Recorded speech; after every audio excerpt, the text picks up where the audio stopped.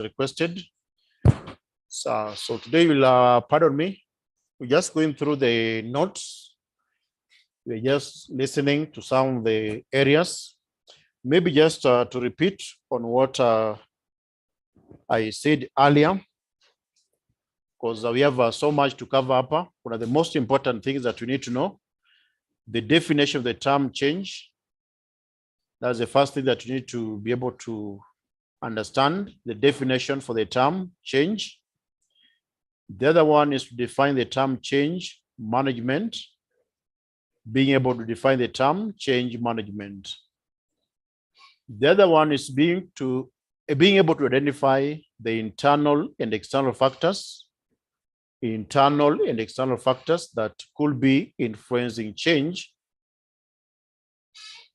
The other part is being able to know the types of organizational change. The other part is about resistance of change. And on the resistance of change, on the causes for resistance, and maybe ways of managing resistance to change. The other ones is the theories and the models to be used in the change management process. At least three models or the theories which are often used. For example, the first change theories model by Lewin. Then Philip Kotter's model, the Philip Kotter models. Some of the models are commonly used during the change management process. So we can now go through these. We first of all begin by meaning of the term change. Change, the way it has been defined, maybe just in a simple way on how we understand the term change is just the alteration of a way of doing things. Changes can be affected in a number of areas within the organization. There could be reasons why changes are necessary. Maybe a need to make a new product or offer a new service, a need to avail a product in a new market, a need to maybe use a new technology, a need to acquire a new skill, etc. There are so many facets of a change. So you begin by the meaning of a change. So change is basically a variation in the common way of doing things. Whenever people perform a task in a certain way, they get accustomed to them. They develop methods which they can implement routinely to achieve this task. Any variation in this method is nothing but change. So changes may be either natural or reactive. Natural changes generally occur routinely in the ordinary course of business. For example, the effects of the growth of an organization lead to changes in management styles. On the contrary, reactive changes happen as a reaction to the organization policy or its business. For example, whenever a firm adopts a new technology in production, its workers will have to adapt to them. So from that introduction, you can see that change is just the alteration of way of doing things. So what is change? Change is an alteration or modification of a way of doing things. That's how change is defined. The next we have management of change. So every good manager must be able to anticipate predictable changes. Apart from that, he should also be able to smoothly incorporate these changes into the organization. This is basically the entire aim of a change management. Change is always inevitable. Yeah, change is always inevitable. That implies that change cannot be avoided. You cannot run away from change. Once it has faced you, you have to respond. You have to be able to take certain measures to incorporate the alteration or the modification are needed. So change is always inevitable. More so to the business organization, If you are in competition, there will be a need for you to alter the way you are doing things, or maybe modify your strategies so that you can be competitive in the marketplace. Failure to do so, you may not survive in the marketplace. So one can never completely prevent it. Yes, you can't run away from change. Whenever change comes, you have to embrace it. You have to accept kwamba, yes, there is a need to move and try maybe the new challenges that comes along as a result of the need of change. So managers can either wait for changes to occur, or they can anticipate them and act in advance. So that one is now the approach which can be undertaken by the managers. We're able to pick out the approaches which can be taken by the managers in the process of a change management. One, you can be reactive. A manager can be reactive towards change management, or a manager can be proactive against a change management, being reactive or being proactive. So reactive, you wait for something to happen. You wait for maybe the worst performance to occur, is when you respond to that a bad occurrence. Then proactive, you take measures in advance to mitigate any bad consequences from happening. So good managers are normally proactive. They are anticipatory. They try to look at the future, raising questions about maybe where the performance may not meet the expected expectation, and do the necessary adjustment before the worst take place. Like, for example, in the area of information systems, you must be able to put good systems of controls to mitigate the chance of maybe the system failure, or the system being hacked by malicious computer users. So the managers can either go the proactive way, or they can be reactive way. And the best managerial approach towards managing change is that managers need to be proactive and not be reactive. So proactive managers are known to be optimistic, while reactive managers are always known as to be pessimistic. Okay, this process generally requires a thorough understanding of the factors that affect changes. This is because external and internal factors are solely responsible for effecting changes. So as the managers respond to the changes, they must be able to ask them a question. What are the factors? What are the factors driving the changes to occur or to happen? Are they originating from inside the entity, or are they coming from outside the entity? So you can have the forces coming from external, and you can also have the forces emanating from internal. Okay, next we have a change management. So change management is defined as the methods and manners in which a company describes and implements change within both its internal and external process. So class, what is a change management? Just the methods and the manner in which a company can describe and implement the change within its internal and external process. So this includes preparing and supporting employees, establishing the necessary steps for change, and monitoring pre and post change activities to ensure successful implementation. So that's what's meant by the term change management. Yeah, being able to take care of the change processes by monitoring, by trying to describe the process and come up with a good change implementation strategy.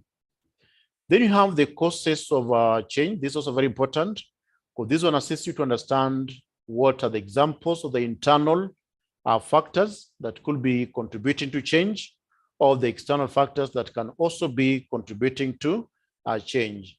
So changes affecting an organization are basically the results of its environment. Both external as well as the internal factors play a huge role here. Hence, managers need to understand all types of changes possible under these two classifications. So we begin with the external factors. These factors always lie outside an organization. So the locus of the external factors, they come from outside the entity, and there are quite a number of them. So neither the organization itself nor its members are responsible for them. So they're normally beyond the management control. If you can recall our topic on environmental analysis, we say that we have the external factors which originate from outside the entity. And for that case, they are outside the domain of the managers are control. Managers can do nothing about them. However, they can take certain measures to manage the situation. So however, they always feel the effect of these factors. Some of these factors include economic factors, access to resources, market demand, competition, inflation, interest rates. Those are something beyond the managers' control. However, they have an impact on the decision-making process. Next is our technology. Though for our technology, it can also be internal. It can also be looked in terms of an internal factor and also external factor. Like, for example, if the entity is a disruptor in the marketplace, they're the people who can come up with a new technology. In that case, the technological aspect will be an internal factor to them. But if it's because of external demands that you have to embrace new methods of doing things, you have to acquire new tools of doing work, in that case, it becomes now external factor. So the growth of a technology always forces an organization to adapt. For example, the discovery of new production methods. Now, class, we also have got different types of technology. The capital-intensive technology, then also the labor-intensive technology. The one with the much influences here in terms of the production methods, it is the capital-intensive technology where machineries and equipments are to be employed in the production process. Then C is politics. Policies of the government change routinely. Even the government itself changes every term. Yeah, these factors play a large role in the external environment. That's very true. So politics is also an external factors, but what counts for the political environment is their policies. Every government in power do come up with a number of policies to support the business environment in the country. So those ones also has got an influence. You must be able to adjust to meet maybe the political demands at that given time. The other ones are other factors like urbanization, education, cultural changes, change in social mindset, etc. also affect every business organization. Then you move on to the internal factors. These are now the factors that operate or emanate from within the organization itself. And they do have got an impact on the business management. For this case, they're normally within the control or the domain of the managers control. The managers can effectively be able to identify them and take control over these particular factors because they just operate within their locus of control. So sometimes changes can also occur internally. An organization and its own members are responsible for these changes. For example, the top management of a company might decide to diversify its business. This decision will lead to several changes in which the companies function. Similarly, other internal factors include, number one, changes in personnel due to hiring, termination of employment, retirement, promotion, etc. Changes of functional policy, decisions like holidays, work hours, paid leaves, etc. Changes affecting physical facilities like usage of alternative raw materials or adaptation to new machinery. So class, we have a number of internal factors, reasons that can bring up a change, like one, organization culture, or the corporate culture. That's an internal factor, organization culture or corporate culture. Another one is organization structure. That's also an internal factor. that can also contribute to introducing changes, organization structure. Another one is personnel factors, e.g. training of the staff or the employees, so that they're able to acquire the required skills to make them to be competitive in the changing job environment. Personnel factors that can, or that's also an internal factor. The other one is things like the organization policies,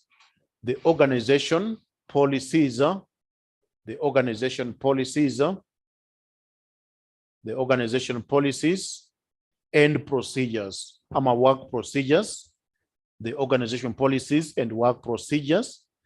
Those one can also bring changes in their areas to be effected, to revise maybe an organization policy or the procedures of doing our work. So those are some of the few examples of, okay, you can also look at things like the tools and the equipments of the entity, The other one is maybe the need to acquire additional premises, etc.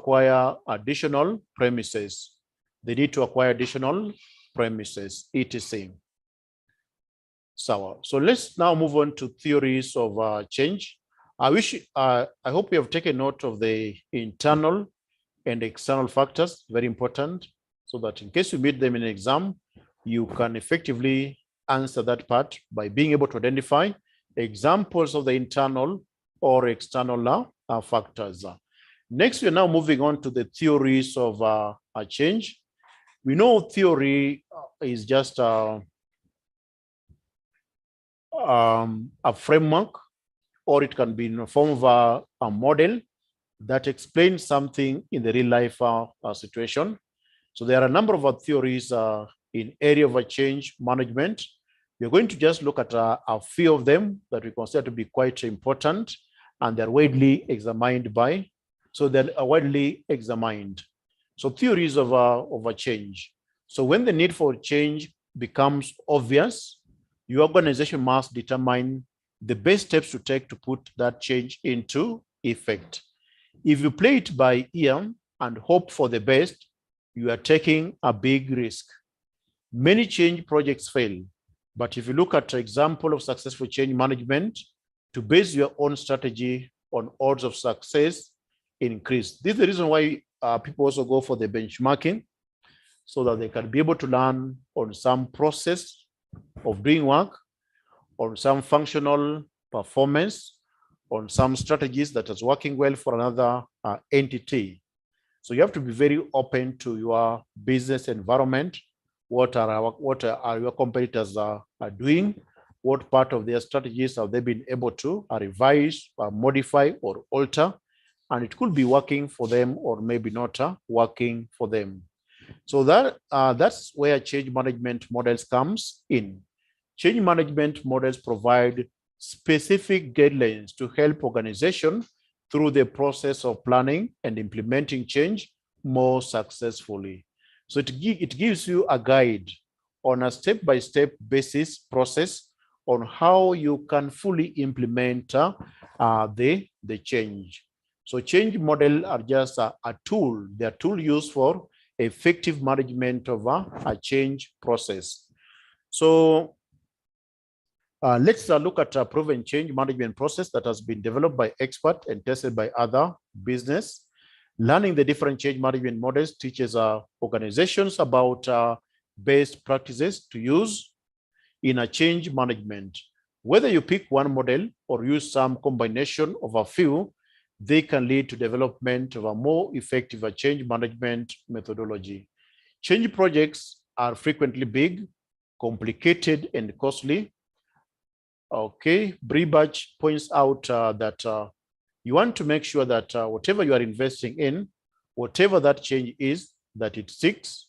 Using a trustworthy change management model helps you consider all the factors you need to buy in from employees and stakeholders.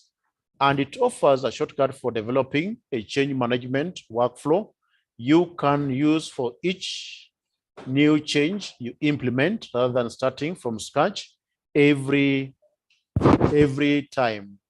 So we have the types of change management model theories to consider. Again, you need to take note on this model upper. The most important one is the Lewin's change management model. The Lewin's change management model. Then number 2, we have the McKinsey 7S model. The McKinsey 7S model. The number 3, we have Philip Kotter's change management theory, which normally contain the 8 process of change management, the 8 process of change management. So these first 3, these are first 3 that are mentioned there.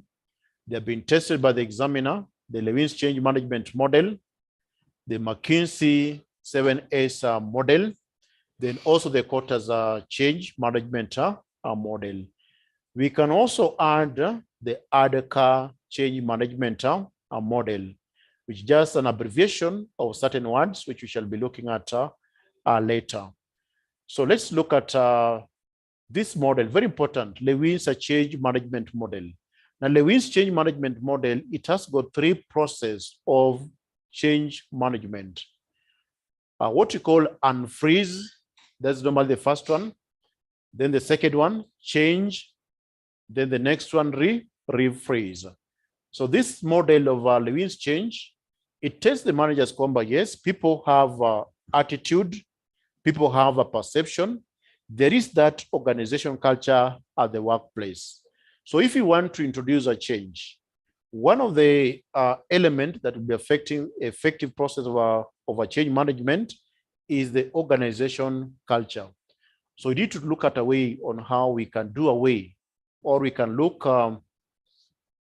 look away from such kind of a bad culture or bad perception that has been affecting the company for a longer period of time. Then you will sit down and do what you call now developing the changer strategy. You try to tell the employees to support the new changer process. Once everything has been well communicated and people understand, yes, we have to change, we have to alter our attitude, our perception.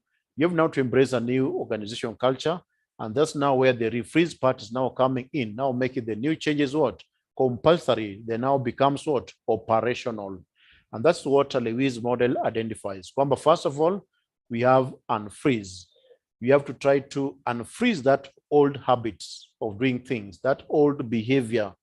You tell people that now, stop. For example, if an employee was coming to work late, you tell them now, you tell the person that from today, henceforth, you are not required to be reporting to work late. You have to be on work on time. Then you come now with the policy. That's now the part of the change. Now come the policy, you make it now to be a policy. Then you go to the refreeze, which is now to implement. So Lewin's change management model, Lewin's change management model, Lewin's change management model. Lewin's change management model is named after its originator, Kurt Lewin, who developed it in 1950. It divides the change process into 3 steps. 1, unfreeze. This is the preparation stage.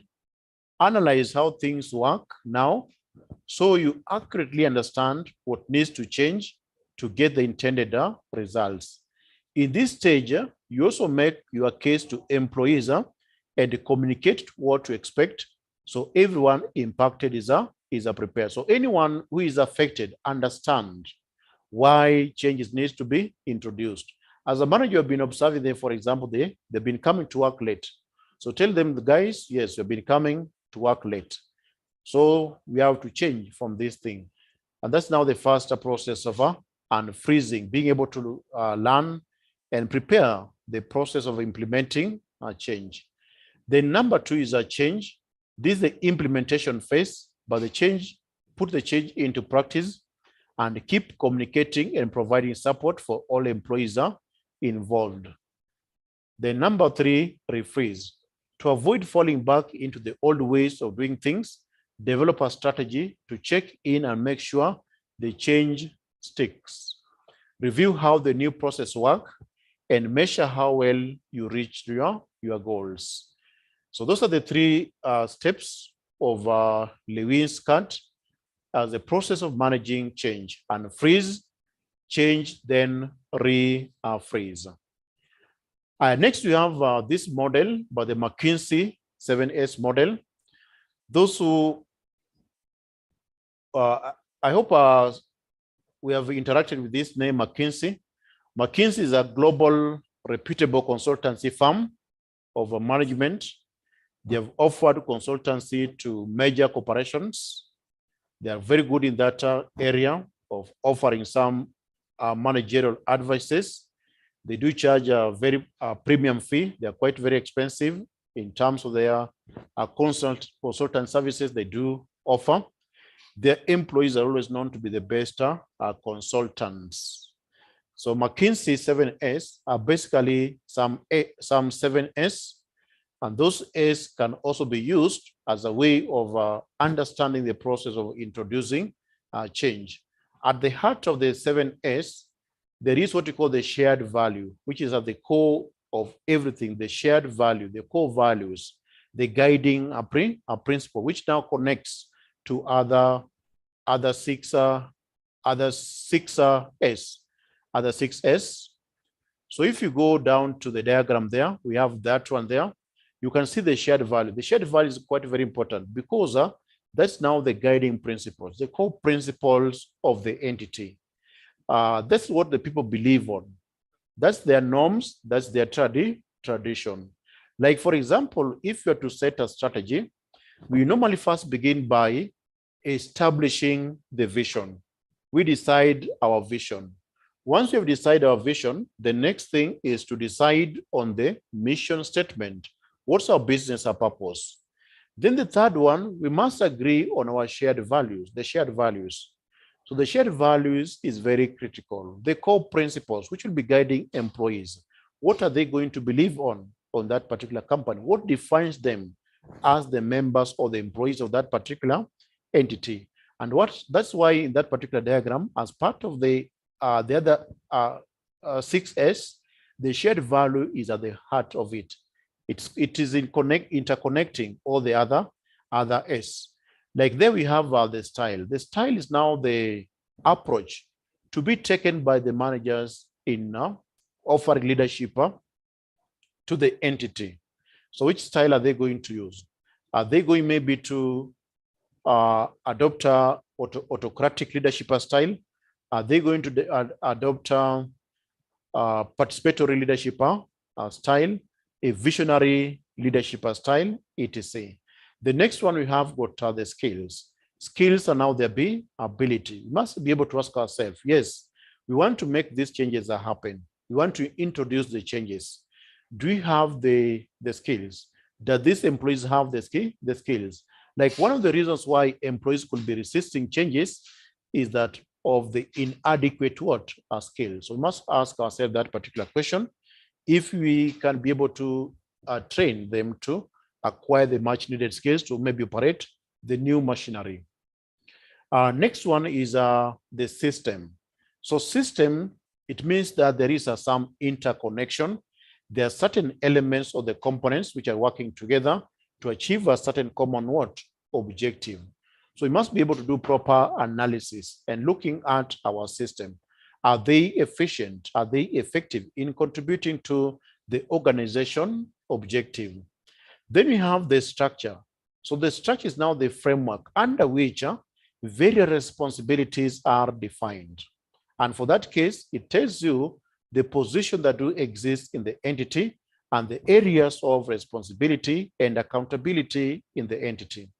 So for also change to be effectively implemented, we need to have the right organization structure in a place, the right organization structure in a place. The next we have the staff. The staff is now the people, the employees, who will be implementing much of the recommendations out of the change process. For that case, we need to ask ourselves, do they have maybe the skills required? Are we able to modify their behavior, their perception, and their attitude towards doing the work? And lastly, we have what we call the strategy. So the strategy is now the course of action which you're going to pursue to achieve that identified what? Business objective. So those are the 7 S that can also guide the managers in implementing the change process. Talking about the style, thinking about the skill, the system, the structure, the staff, the strategy, then the last one, the shared values, the shared values. We go to the most important, another most important model by Philip John Cotter model. Philip John Cotter model. Examiner can ask you to explain using an illustration. Explain John Cotter's change process model. And there are 8 of them. They're normally in step. They're progressive. They look like a ladder right from the very beginning, the first one, as we climb up. So you can't jump any step in the change process. You have to be systematic. You start from the lower level, you go to the next one until you get to the bottom, so to the top part of it.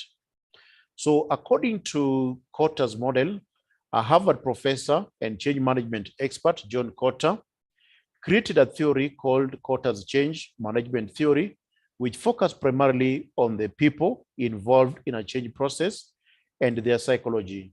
He divides it into 8 steps. So ya kwanza hapo is a greater sense of urgency to motivate people. He has greater sense of urgency to motivate our people. So what happens there? What happens there is that manager needs to understand.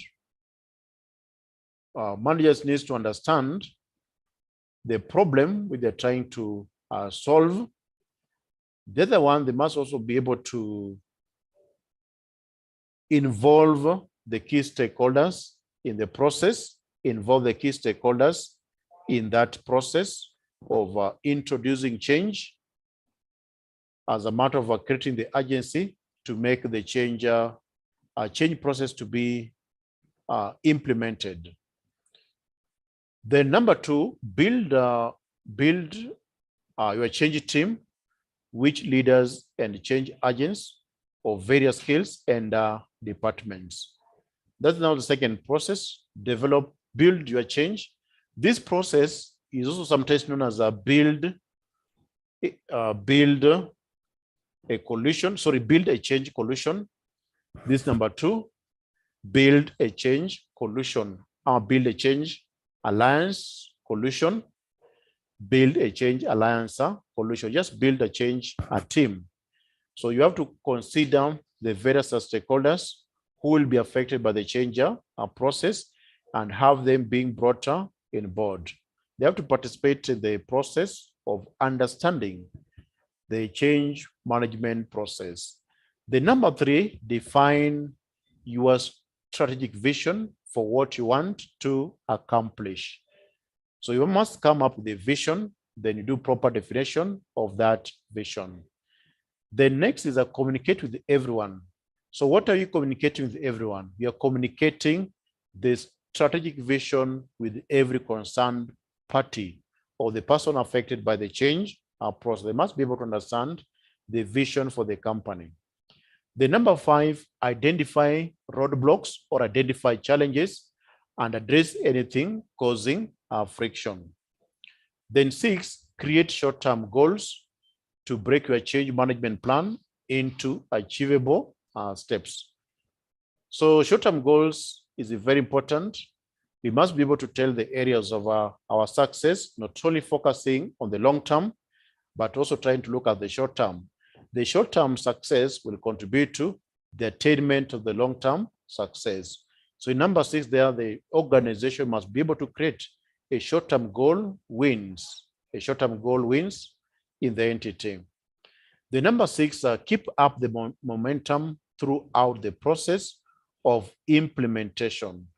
Then the last one, maintain the changes after the initial project is complete. So those processes can be put like something like a ladder, which goes up and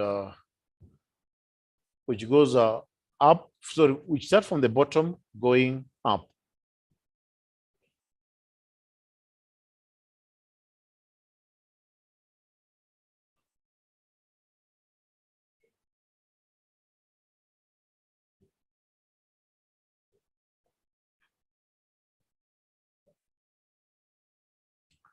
So we go to the fourth one. So the fourth one is a ADACA change management model.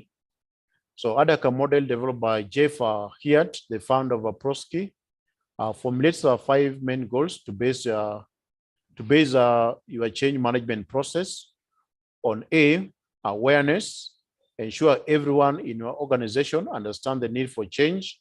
Then B, desire, make your case so that everyone involved wants the change. Then C, knowledge, provide the information each person needs on how to accomplish their part of the change process. Then D, ability, make sure all employees have the skills and training they need to successfully do their part. Then reinforcement, continue to work with the employees and stakeholders after the change is accomplished to make sure they stay on top, on top of doing things the new way. So that's the 4 important change management model. So the rest we can ignore. The rest we can leave. Those are not quite so much important to us. So we can leave those ones.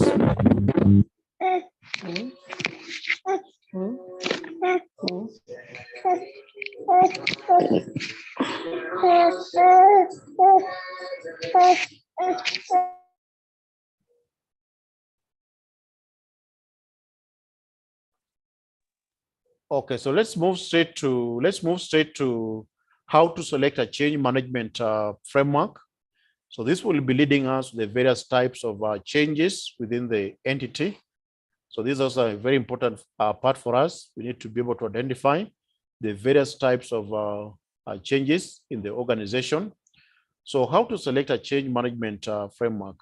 Each of these change management framework emphasizes the importance of centering your employees on how to plan and implement the change. Think about their feelings and treat effective communication with them at the top, as the top priority.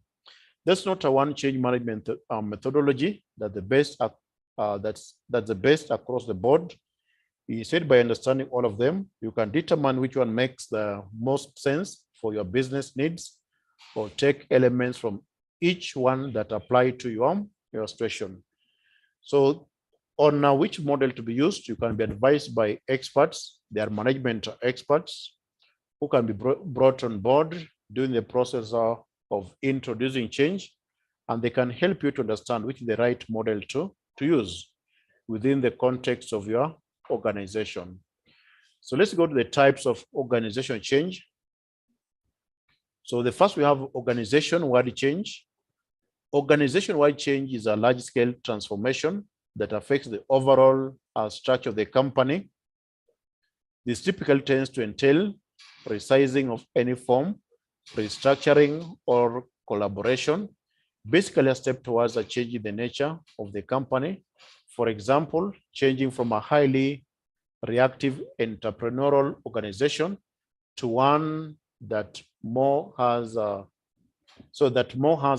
more stable corporate development. It should be noted that irrespective of the type of a change undertaken, these changes do affect the organizational culture, and as an end result affects the behavior patterns of employees and individuals.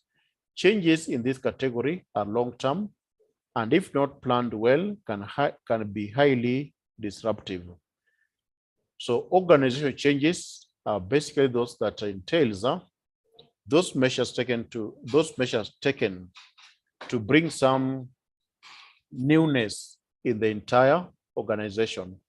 They affect the entire organization, not only just a department, but the entire organization. You can recall on our introduction when we are looking at some of the causes or the circumstances for the change. There is a matrix that we used. In that matrix, it identifies some 4 causes of a change or some categorization of a change. based on the two variables. One was the scope of change, then the other one was the nature of the change. There are four of them: adaptation, evolution, reconstruction, then revolution.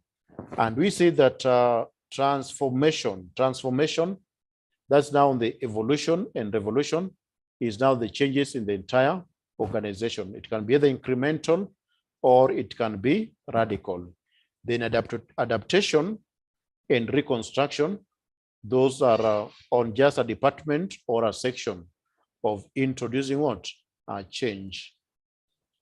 Number two, we have a transformational change. So it is important for company to constantly examine the organization underlying strategies. A company must be in touch with the environment around them. This includes knowing cultural trends, understanding the social climate, and generally be glued up on technological advances. According to recent MIT study, maturing digital businesses are focused on integrating digital technologies such as social, mobile, analytics, and the cloud in the service of transforming how their business work.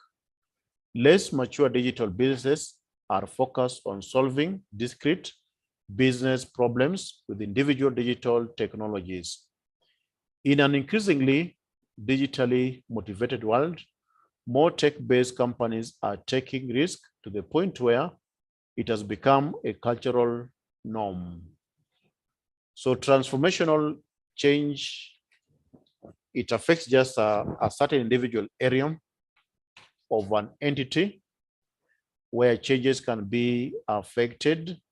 It can maybe in the area of a product making, service offering, etc. Then you have the personnel change. So personnel change is when a company undergoes mass hiring or layoff. This necessitates a shift in the company culture and a process. Like for example, the Twitter has undergone a personnel change. Majority of the staff were laid off. Also other leading, some of the leading multinational companies, they are also laying off their staff as part of the personnel change measures. There is no need for us to read so much a story there. We just need to understand what's a personnel change and where it is applied. It affects who? The workers, for example, through the mass hiring or layoff. Then we have unplanned changes, just from the word unplanned, meaning that we didn't have even a plan, we didn't have a strategy, but we end up introducing changes. So unplanned changes are basically those plans which are undertaken without any measures which have been, without any advanced measures are put in place. So when it comes to the disasters which were not planned for, or there were no any mitigation measures are put in place. Remedial change, by its nature, is just meant to correct a situation. They are taken maybe to respond to a certain situation. Like in this case, remedial changes are brought about when responding to a general sense of deficiency or poor company performance. So they are just taken as a measure, as a corrective measure or remedial measures. So those are some of the types of changes that we have: organizational change, transformational change, personnel change, unplanned change, remedial change. We can also have the proactive change and reactive change. Proactive change and reactive change. So we have this part up, very important, managing resistance to change. Managing resistance to change. So this area up, we need to ask ourselves the reasons for resistance. Then ways of managing resistance, Then maybe the strategies that managers can employ to manage resistance to change. So we shall go through this one because this is very important for us. So resistance to change can be either individual or organizational. Individual resistance comes from the people who are affected by the change and often arises from fear of the unknown or concern about loss of our status or perceived lack of our skills to manage in the change situation. Based on whether or not people are aware of their action, consciousness or unconsciousness, and whether they are acting openly or not, covert and overt, we can define 4 types of resistance to change. So one, the survivor is intent on ignoring the process of change and may even be hurt at the suggestion of non-cooperation. So the somebody just wants to survive by maintaining the status quo. 2, the saboteur knows what they are doing, but doesn't want others to know. They may be motivated by the need to minimize their own losses. They are likely to infect others directly because they're not being open about what they are doing, but their behavior may influence others. 3, we have the zombie. The zombie lacks the will to carry out change and is always likely to revert to their original behavior. The protester, like the saboteur, knows exactly what they're doing, but is much louder about it, making this the easiest type of resistance to spot. This is also the resistance most likely to spread to others. So those are the 4: the survivor, the saboteur, the zombie, then the protester.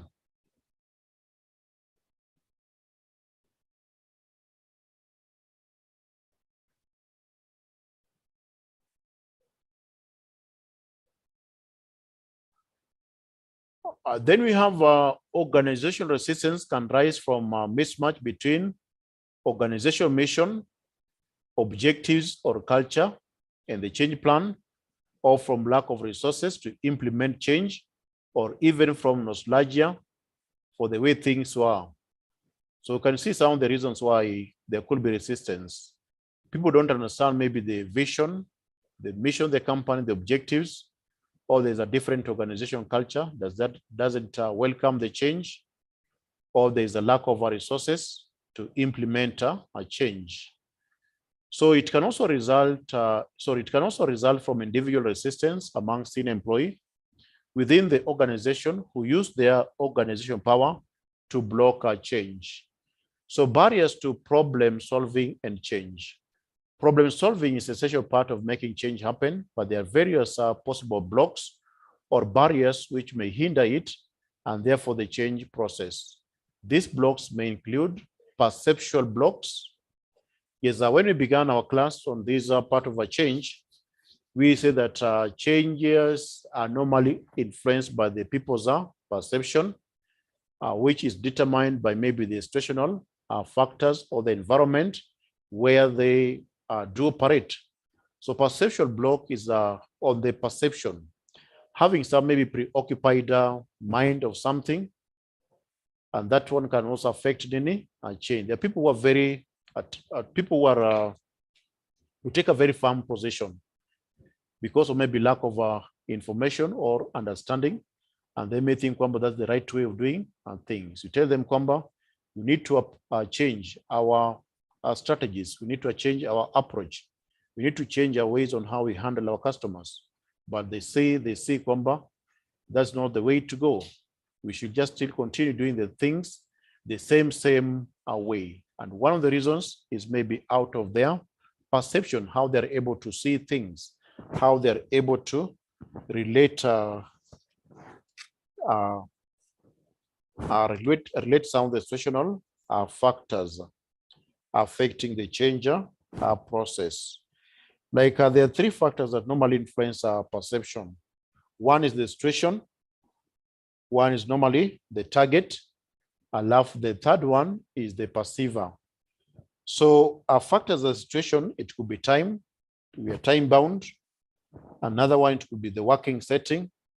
Another one, it could be social setting. Like the working setting, somebody could be very comfortable with the current status of doing things. Then the factors are in the passiva, it could be attitude, it can be a motive, it can be interest, it can be expectation, it can also be experience. We'll also determine how that person will be effective in a change process. Then the factors in the target, it can be the size, it can be the sound, it can be the similarity, etc.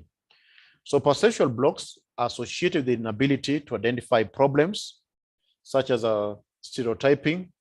We know stereotyping is just to have a fixed mind over something without a proper justification. Then failing to see the situation from other perspectives, information overload, or looking at the problem from a too narrow viewpoint.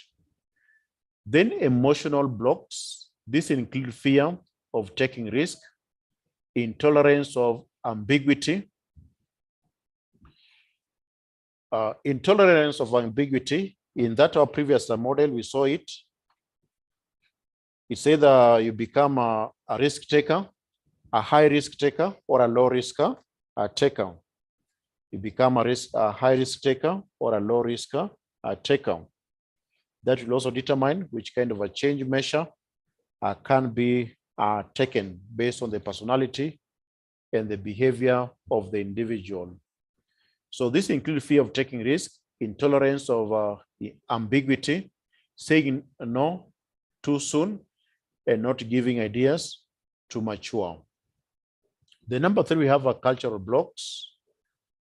Such blocks include taboo subjects, taking things too seriously, failing to harness creative energy, and over-focusing on logic or relying too heavily on tradition. The next, we have environmental blocks, including lack of support, rejection of criticism, or inability to listen to others. Then the last one, you have the mental blocks. These blocks refers to individual thoughts, process, and inappropriate use of concepts or analysis, which can include using incorrect language, inflexibility, and lack of correct information. So those are some of the barriers to problem solving and the change: the perception, people's emotion, the cultural factors, environmental or situational factors. Then the last one, the mental, like lack of information. Then what can you do to overcome resistance to change? So one of the very useful tools for identifying how to overcome resistance to change is the force field analysis. Again, this is a tool by Lewin's Lewin's analysis. So this tool both analyze the situation and give a structured way of looking at how to overcome the most important resistors. So this will normally separate what we call the supporting forces, left the other side opposing forces. The driving forces, one side on the driving forces. Those are the forces for what supporting changes to be introduced. And left the other side, we have what we call the restraining forces, what are opposing the changes to happen. Through that better analysis, the managers will be able to understand how to overcome any possible resistance of a change. So the steps to success under force field analysis: 1, define the current change problem as accurately as possible, including strengths and weaknesses and the ideal situation. So that first of all, you have to identify your current problem. The number 2, list all the helping and resisting forces. This may be related to people, the economic situation, time, resources, the external environment, or the organization culture, or indeed other issue. Then 3, rank in order of the strength of influence. You could either use a scale from 1 to 10, for example, or opt for a simpler classification of a strong, medium, or weak, but not make sure that you think about them in relative terms. Then draw a force field diagram with helping forces on one side and resisting ones on the other side. For each force, draw an arrow whose length or thicknesses indicate its strength. Then decide whether each one is important, very important, or not important. Then 5, analyze each force for each one labeled as either important or very important. See how it will be either strengthened for helping force or weakened for resisting one. Then 6, discuss your findings with others and agree a course of action that seem most likely to result in the desired change, including identifying resources. Then finally, draw up an action plan for more information. So there is a page there. So that's not very necessary for us. So no exam will ask you to give these steps up of the forced field analysis. The most important, you should just understand to explain the forced field analysis, whereby we have what you call the driving forces, the forces for on one side, and off the other side, we have restraining forces, the restraining forces.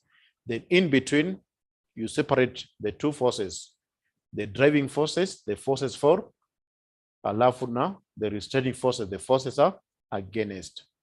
And all of them are driving towards what? Implementing a change. Like when you want to introduce a new information system, we have the drivers for. We have the drivers for the change. What is supporting the changes to be introduced? For example, quality, speed, productivity, access of data, security, etc. Could be reasons why we need to implement a new information system. Then we have the restraining, which are now opposing, like one, lack of skills, loss of jobs, cost, etc. can be some of the restraining for our forces. So that's how the force field analysis is used. Just identify the driving forces, then the restraining forces. That's important for us. That's what's important for us to know on using the force field analysis. Then we have what you call the strategies for overcoming resistance to change. So these are quite obvious. We're not going to read everything, just mention them. One is education and communication. Yes, educate people so that you raise awareness on why you are introducing changes. Then also communicate that change process effectively. Invest on the infrastructure that can facilitate a good communication to take place. Number 2, participation and involvement. Yes, involve all the key stakeholders into the change management process. When people are involved, they're likely to resist the changes being introduced because they become part and parcel of the change management process. So ensure kwamba all the affected parties are involved in the process and they participate in the discussion pertaining what? Understanding why the company is to put the change in place. The next is the facilitation and support. So upper is that one of the factors that could be affecting the changes implementation is lack of adequate what? Resources. So can we be able to provide those resources to where it is needed? Proper training can also be done for the employees, and the much needed counseling can also be offered to the employees. The next, we have a negotiation and agreement.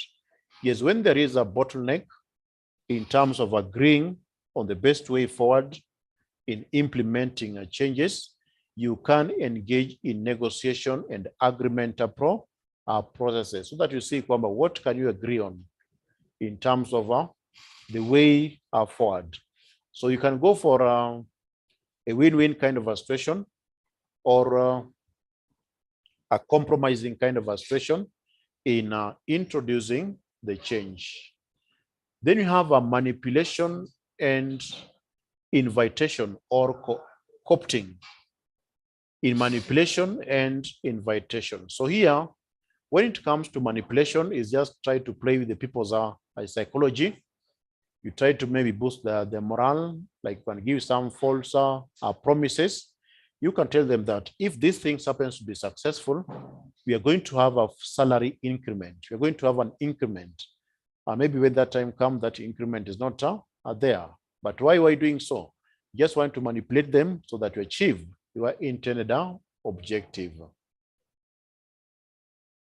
The other one is explicit or implicit, or coercion. Coercion is the use of force. Sometimes you have to use a force, you have to use a threat to introduce a change. You say, kwamba, if you don't want to accept the new way of doing things, then you're going to lose your job. You're going to be fired. So also coercion can also be a strategy used to introduce changes, to make changes happen. So class, those are some of the 6 strategies that you can use to overcome any possible resistance of change: education and communication, participation and involvement, facilitation and support, negotiation and agreement, manipulation and invitation or co-opting. Then the last one, use of what? Coercion. Next, we have diagnosing the need for change. Diagnosing the need for change. So diagnosing change implies careful evaluation of the current situation about the changes are needed. The process also presupposes the overview and assessment of the previous activities for managers to understand the context, causes, and underpinnings for coping with the problems and improving the present situation. So in short, just to cut the story short, diagnosing the need for change is basically doing an evaluation to understand the current situation, whether the changes are needed. Just doing a current inventory, or a current inventory audit to see whether the changes needed to be introduced. And that's what's meant by the term diagnosing the need for change. Evaluating is changes are necessary. So let's leave a lot of the stories there. Then we have the 5 stages of a growth. 5 stages of growth. Okay, that one we can also leave. It's not very important for us in this class. Those are not also very important for us in this class. So even up to here, this part of the levers, your part is not very important for us. We can leave that one. We go to what we call the levers for strategic change. The levers for strategic change. Let's take some few minutes break. Then we continue this part of our levers of a strategic change.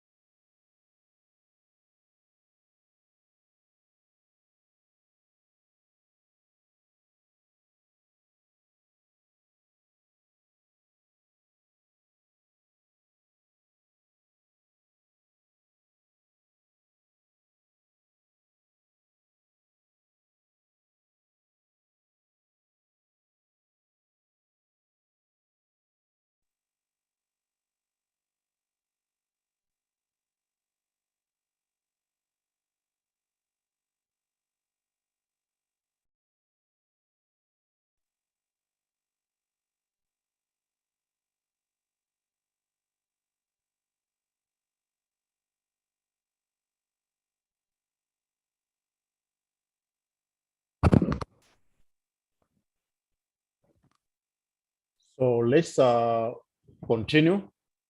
Our next part, the levers for change. The levers for change. So levers for change are basically just action taken by the managers.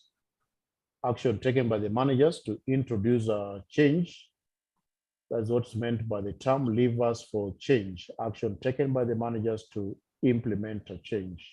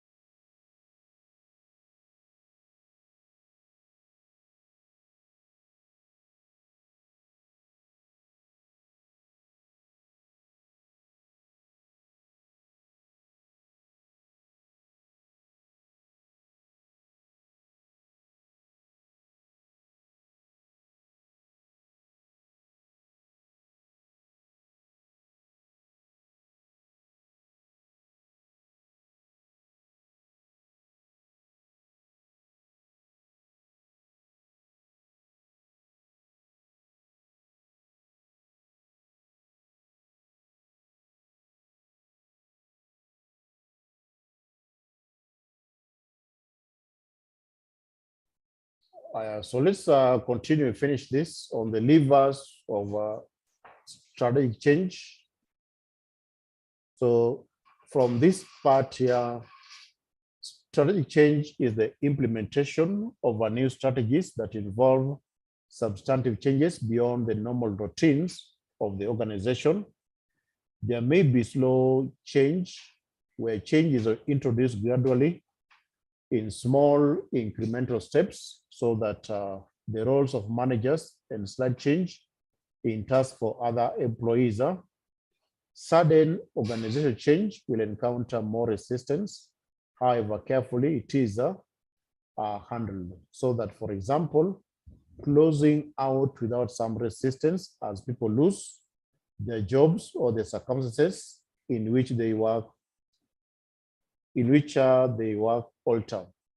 So levers of change are action that leaders can take to engage employees in a change. So levers of change are action that leaders can take to engage employees in change. So in addition, they are action to harness the knowledge and enthusiasm of those already engaged. The levers are the backbone of the tipping point computer simulation. Organization can only change when people in them change. They change when engaged. Employees are recognized both why the change is needed and its potential value. The change levers set employees' engagement in motion and give it a momentum. So we have 7 levers of change. So the 7 levers of change, the action which can be taken by managers to introduce change. 1, fostering personal contacts between advocates of change and others. Then 2, prudently using mass exposure. 3, hiring expertise only when required. 4, listening to resistors and shifting resistance if necessary. Then 5, providing the requisite tools and infrastructure. 6, leading by example or walk the talk. And 7, rewarding success in implementing the change. So another thing that you need to know is the 5 major levers of a change, which are not different with the strategies for strategies for overcoming resistance. Like 1, you need to have a communication plan. So how are you going to, or which strategy are you going to use to communicate? Which are the techniques are you going to use to communicate? Which media are you going to use to communicate, to make that communication to be effective? The number 2 is a sponsorship roadmap. There must be a clear guide on how the change process is going to be supported by the various key stakeholders. The number 3 is the coaching plan. The coaching plan is a way of just giving some guidelines, giving some instructions to the stakeholders who are going to be involved in the change process. The next, we can also do the training. We can have a training program as a way to ensure that changes are effectively adopted. Then the last one, resistance management plan. So we must come up with a plan on which we are going to use to overcome some possible resistance during the change. Those are the 5 major levers of a change management. So maybe on the detailed information, you can read later on that part of levers for change management.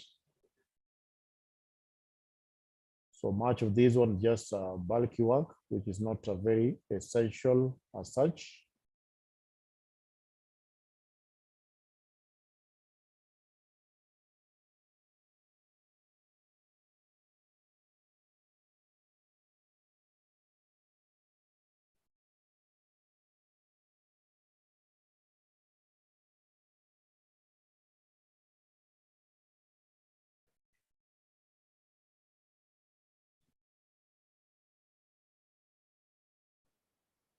So I want to finish up this part.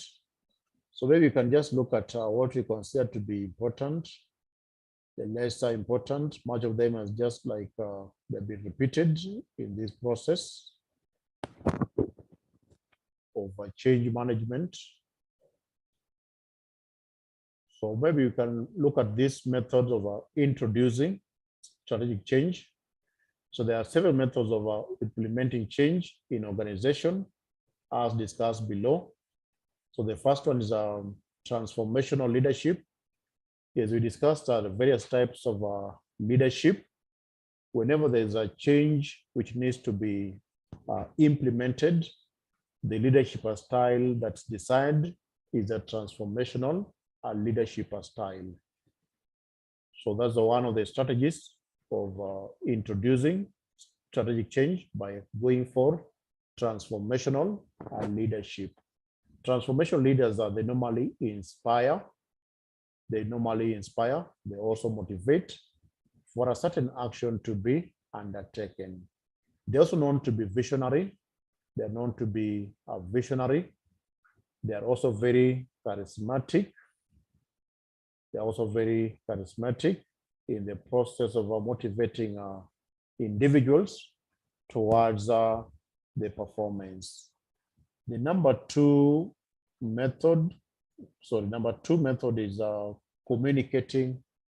No, I'm getting mixed up. Number 2 is by use of group forces.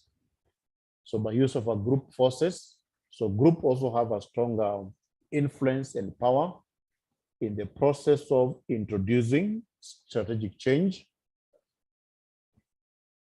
Then the third one is by providing a rationale for change, is trying to tell people why are you introducing a change, so that they see the sense why the changes are being effected. Then by participation, again, it's just involving people in the change management process, where they participate, they give their views, their opinions for effective change implementation. Another one by using, also by sharing rewards. Yes, people can be rewarded for maybe a certain achievement they make or realize. Then next, by ensuring employee security. So people must be told that the change is not going to affect them. Their jobs is still safe. The jobs are secured. In that case, they can be committed to embrace the new changes. The other one is by communication and education. I think that when we discussed it earlier. Another one is by stimulating employee readiness for change, just preparing them to be ready to meet the obstacles and support the change process. So class, I don't think if the rest are quite very important for us to go through them. That will now bring us to the end of that topic of strategic change management. So as we think about change management, we should know that the reasons why changes are being done is to improve on the performance of the entity. So it's a part of a continuous improvement of the entity so that the quality can be attained. Excellent business performance can also be attained. Customers can be satisfied. The various stakeholders can also be able to get value for their money. So that now can bring us to the end of the most important part of that chapter on what we need to know with regard to the changes management.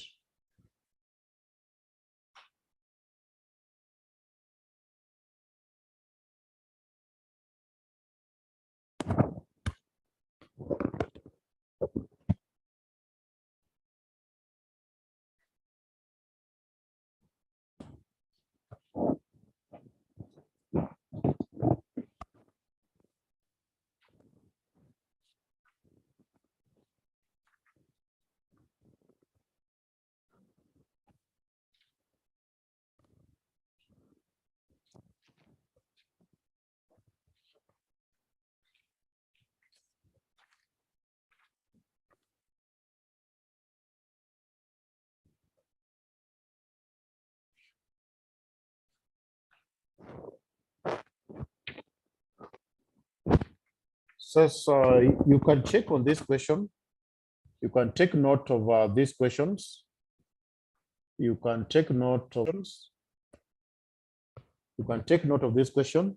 August 2022. August 2022 question. August 2022 question. Question 4B. August 2022 question 4B. August 2022 question 4B.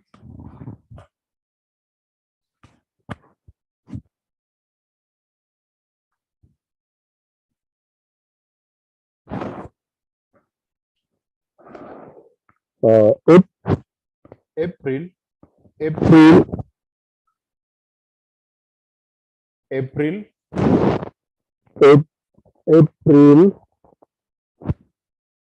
2022. April 2022. Question number 2. Question number 2. Question number 2. Question number 2.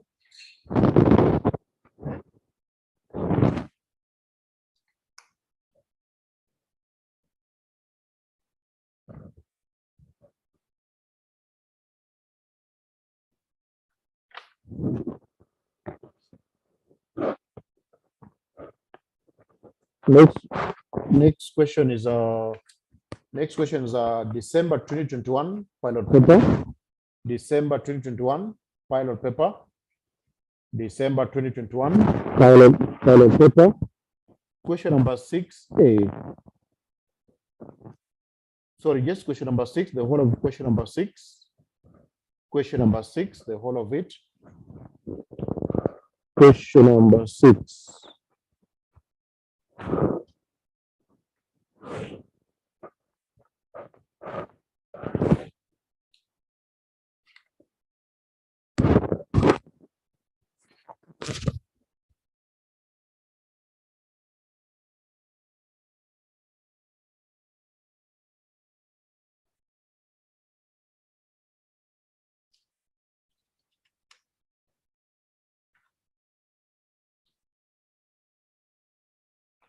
So we only have those questions, so you can check at them, and we can end our class there today. So tomorrow when we meet, to look at a different topic, which is project management, our last topic. So thank you. Have a good night. Let's meet tomorrow.